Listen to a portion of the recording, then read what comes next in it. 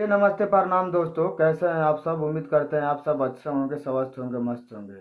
भाई लोग, सौरभ भैया के तो आप लोग बहुत भाई हमारे जानते ही होंगे। सौरभ सौरभ भैया एक गाना लेके आए हैं, गोली चलेला दीने दहाड़े।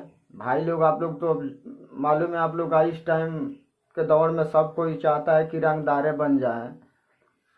तो इन्हीं एसएस फिल्म मोतिहारी पे रिलीज किए हैं भाई लोग ये गाना, गोली चलेला दीने दहाड़े।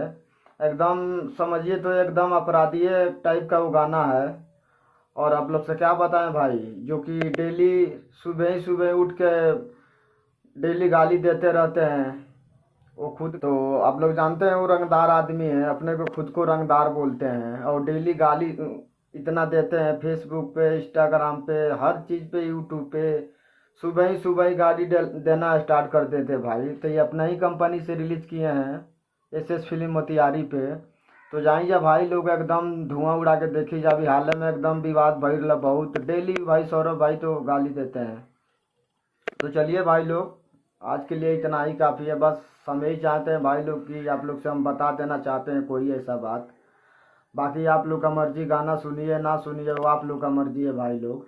अब आप लोग किसको चाहते हैं किसको नहीं चाहते हमको क्या मालूम है। बाकी भाई लोग होते हैं, सौरभ भैया हैं, इनका गाना है गोली चलेला दीने दहाड़े।